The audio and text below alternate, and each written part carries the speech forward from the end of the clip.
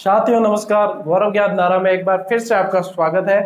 2 दिन से मैं राजस्थान में नहीं था, आउट ऑफ राजस्थान था, गुजरात था, तो ना तो क्लास प्रॉपर दे पाया ना टेस्ट प्रॉपर हो पाए। इसीलिए आज छोटे से वीडियो के जरिए वापस आपसे रूबरू हो रहा हूँ और कुछ बातचीत भी हो जाएगी और ये भी पता चल जाएगा कि अब क्लासें भी कोशिश करूंगा नियमित हो और टेस्ट भी नियमित रूप से हो।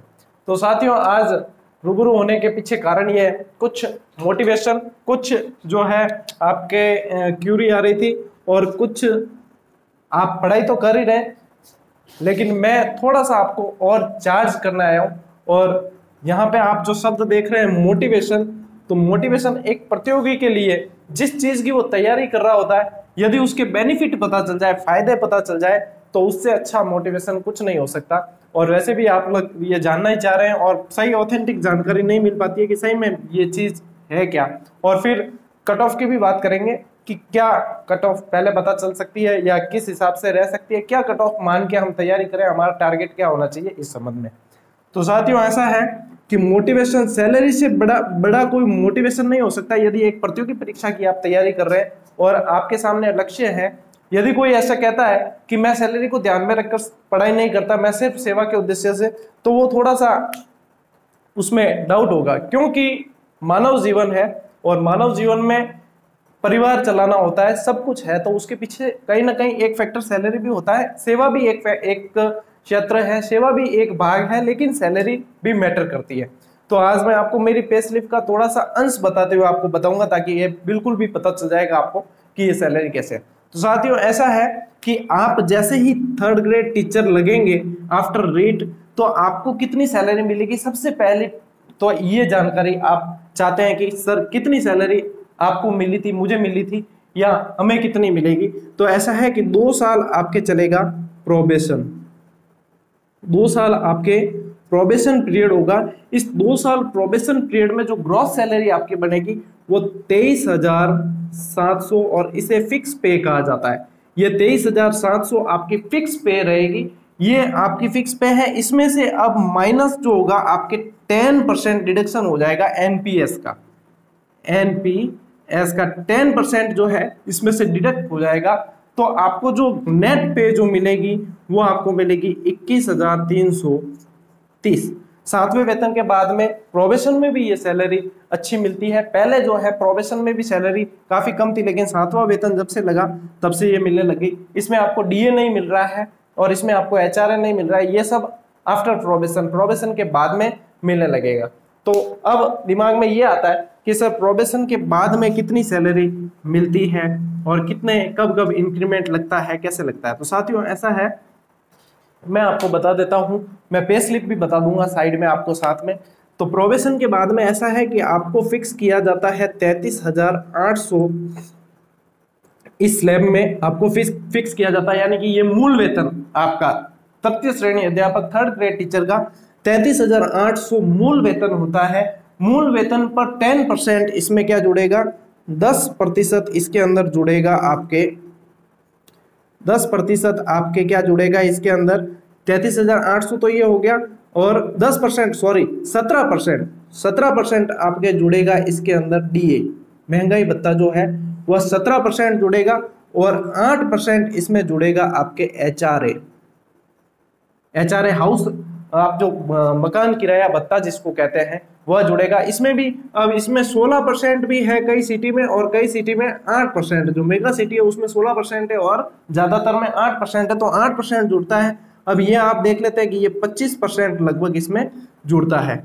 तो ये डीए जब इसके अंदर जुड़ जाता है, 17% इसके अंदर डीए जुड़ जाता है, तो ये लगभग पहुंच जाती है आपके 39,000 के समथिंग। और 39,000 के समथिंग जब ये पहुंचती है, तो इसमें से 39,000 का फिर -10% आपके फिर एनपीएस कटता है। यहाँ एनपीएस कटता है, तो एनपीएस कटता है, तो ऐसा नहीं है साथियों, ये एनपीएस जो कट रहा है ऐसा नहीं है कि ये आपका काट लिया गया या आपके नहीं, ये एनपीएस जो कटेगा वह भी आपकी ही सैलरी है, लेकिन ये एनपीएस आपको आफ्टर रिटायरमेंट दिया जाएगा। 10% तो ये काटती है गवर्नमेंट अपनी सैलरी में से, और 10% इसके अंदर गवर्नमेंट खुद मिलाती है। मान लीजिए 3,900 के समथिंग, 3,955 के समथिंग करता है, तो 3,955 समथिंग आपका कटा इसमें से, और 3,955 ही इसमें सरकार मिलाएगी, तब आपके ये हो जाएगा लगभग 8,000 के समथिंग। और 8,000 के अलावा इसमें एक और कटौती होगी आपकी एसआई की कटौती, वो लगभग होगी 2200 एसआई की कटौती होगी 2200, और ऐसे करके आपका ये 4 और 4 8 और ये लगभग 10,000, लगभग बता रहा हूँ मैं, 150 इधर उधर करके नहीं बता रहा, ये लगभग आपके 10,000 तो हो जाता है, कटौती के अंदर आ जाता है। अब इन 10,000 को आप जोड़ दीजिए इन 33,800 के अंदर, 33,800 के अंदर जब जोड़ोगे, मैं पे स्लिप के साथ में आपको अब ये लगभग बता रहा हूँ, पूरा एकदम 150 का आंकड़ा नहीं बता रहा, तो जब ये 33,800 में जोड़ दोगे तो 43,800 हो गए, ये 43,800 प्लस 8% HRA, किसका? 33,800 का 8% HRA, तो ये HRA आपके 2700 के समथिंग हो जाता है, और वह भी आप जोड़ देंगे। फिर आप मेरी पे स्लिप में इसमें देख लेना, ये आपको लगभग जो है ग्रॉस पे आपका हो जाएगा 46,000, 46,000 ग्रॉस पे हो जाएगा। अब इसमें से आपके जो ये 10% जो डिडक्शन मैंने बताया ना आपको 10%, तो ये 3,955 और 2,200 ये कट जाएंगे आपके, ये इसमें से आपको काट देने, ये तो सरकार जोड़ती है तो ये तो कटेगा ही, ये इसमें से काट देने, फिर आप लगभग पता लगा सकते हैं कि आपको सैलरी कितनी मिलेगी। तो अब देख लीजिए, ये तृतीय श्रेणी अध्यापक की सैलरी है, इतनी भी कम नहीं है कि आपको लगे बहुत कम है, और इतनी ज्यादा भी नहीं है कि बहुत ज्यादा है, वो भी नहीं है। तो मैं भी भूखा न रहूं, साधु न भूखा जाए, तो ये तो आगे आपके। अब इससे अच्छा मोटिवेशन कुछ नहीं हो सकता साथियों, देख लेना, ये आंकड़ा आप देख रहे हो और इसको प्राप्त करना है तो किताबें अभी जितनी कस के पकड़ी है उससे और ज्यादा कस के पकड़ लें, और छोड़नी नहीं है, क्योंकि ये इसको प्राप्त करके रहना है आपको। मैं मेरी पे स्लिप का फोटो जो आपको बता रहा हूँ, वो आपको अपनी पे स्लिप का फोटो देखना है, तो आपको तैयारी करनी है उस ढंग की।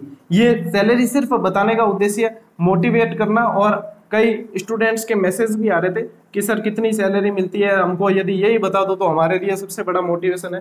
तो मुझे इसमें कोई हर्ज नहीं है, यदि किसी से भी प्रतियोगी प्रेरित होते हैं तो बताने में कोई हर्ज नहीं है। अब बात करते हैं साथियों कट ऑफ की, कि क्या कट ऑफ रह सकती है, इंग्लिश की क्या रह सकती है, साइंस की क्या रह सकती है, एसएसटी की क्या रह सकती है, वो क्या रह सकती है। तो कट ऑफ में साथियों ऐसा है कि मान लीजिए पिछली बार 72% गई थी लगभग, हिंदी की कट ऑफ 72 पॉइंट समथिंग थी, जनरल की बात कर रहा हूं मैं, तो 72% गई थी। तो ज्यादा कंपटीशन होने पर और ज्यादा फॉर्म होने पर एकदम से उछाल कट ऑफ में नहीं आता है, आप इसमें +2% कर सकते हैं।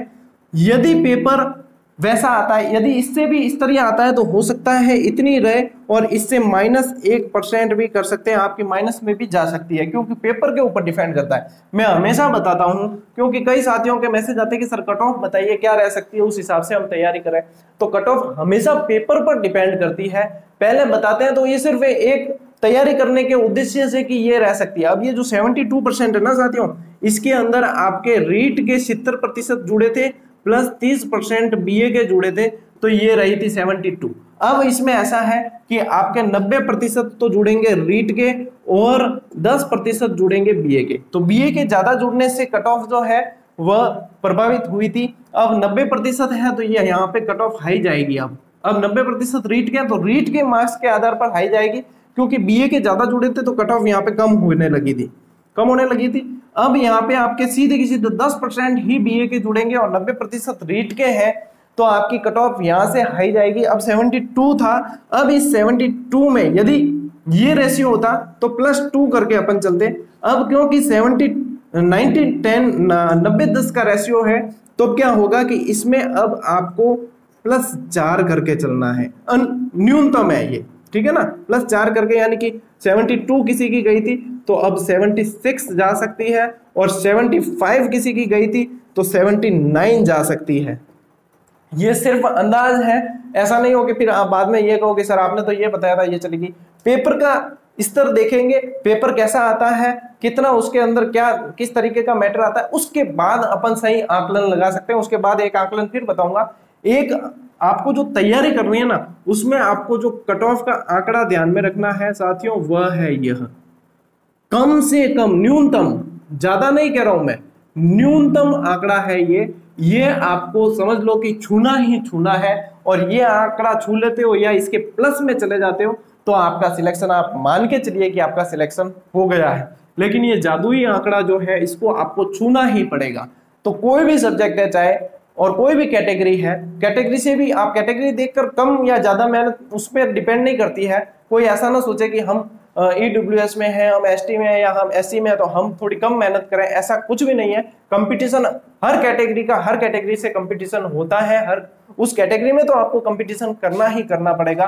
तो कभी भी कैटेगरी को मानकर नहीं चले, आप टारगेट पूरा का पूरा रखें, 80% टारगेट लेकर चलें और 80% के हिसाब से ही मेहनत करनी है। अब कई जो है लड़के कहते हैं कि सर याद नहीं होता, सर पढ़ते हैं वो भी भूल जाते हैं, सर कौन सी किताब अब ली जाए, और दूसरे तो इतना याद करते हैं, मुझसे याद नहीं हो रहा, फॉर्म की संख्या बहुत ज्यादा हो गई, सर याद नहीं होता, क्या करें, फॉर्म की संख्या, हम टेंशन में आ जाते हैं। तो ये सारे जो है ना साथियों, ये सारे जो है बचाव के तरीके हैं, एक तरह के समायोजन के तरीके हैं, इन सबको भूल जाना है। असफलता हमेशा असफलता ही कहलाएगी, चाहे 0.01% से भी आप रह गए तो आप असफल ही कहलाओगे, और 0.01% से भी आप अंदर चले गए, कट ऑफ के मेरिट में आ गए तो आप सफल कहलाओगे।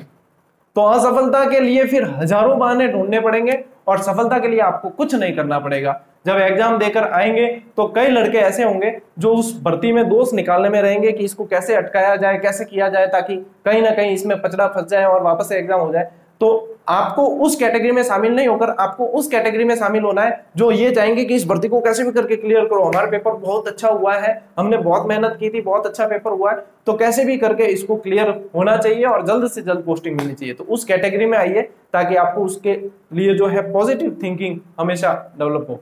तो साथियों, मोटिवेशन आज का यही है कि अब जो आपके 3 महीने हैं लगभग, उनमें आपको हार बिल्कुल भी नहीं माननी है। अब तो रिवीजन का दौर चल रहा है, 4 बार 5 बार मारवाड़ी में क्या क्या भूखा गाड़ देना, तो एड़ा भूखा गाड़ो के बिल्कुल ही, मतलब किताब भी कहता है कि कितनी बार पढ़ ही रहा है तू मेरे। तो ऐसी तैयारी करो साथियों, कोई परवाह नहीं। जब मैं भी तैयारी करता था तो नहाने धोने खाने पीने का भी होश नहीं रहा था, और एक तरह से मैं समझता हूं कि मेरे लिए ठीक ही था, क्योंकि मेरा जुनून मेरे ऊपर हावी था। और इसीलिए मैं ये चीज आपको भी बताता हूं कि जब आपका जुनून आपके ऊपर हावी होगा, जब आपको कहीं ना कहीं ठोकर लगी होगी, कहीं ना कहीं किसी को जवाब देना होगा, अपनी काबिलियत को साबित करना होगा कि मेरे अंदर ये काबिलियत है और मैं ये करके दिखाऊंगा, तो आपको तो समय जितना पढ़ने का मिल रहा है वो हमेशा कम लगेगा। तो इस समय या घंटों की चिंता न करें कि कितने घंटे मिल रहे कितने नहीं मिल रहे, जितने मिल रहे हैं उनका सदुपयोग करें और लगे रहें। टेस्ट सीरीज जो है अब मैं वापस आ चुका हूं, तो टेस्ट सीरीज को वापस से नियमित करेंगे अपन, चलती रहेगी। कई साथी ये भी कमेंट करें सर टेलीग्राम पे कैसे जुड़ना है, टेस्ट सीरीज का चल रही है, तो टेलीग्राम हर वीडियो की डिस्क्रिप्शन में मैं लिंक दे रहा हूं, उससे जुड़ जाइए। नियत समय पर टेस्ट सीरीज आ जाती है और कौन सा टेस्ट अगले दिन होगा उसकी सूचना एक दिन पहले ही दे दी जाती है। तो इसमें आप उलझे नहीं, फटाफट डिस्क्रिप्शन बॉक्स चेक कर लें और जुड़ सकते हैं। तो मिलते हैं साथियों अब अगली क्लास में। ट्रिक सीरीज अपने चल रही है, ट्रिक सीरीज को जारी रखेंगे परीक्षा तक, कोशिश रहेगी कि ज्यादा से ज्यादा क्लासेस दे पाऊं। मेरी तैयारी भी साथ में चल रही है, तो इस वजह से थोड़ी सी क्लासेस भी आपके आने में थोड़ी टाइम लगती है, क्योंकि मुझे वह चीज दूसरे फील्ड भी, आप समझते हैं मेरी बात, मुझे अच्छा लगता है कि आप समझते हैं और मैं भी समझता हूँ कि आपको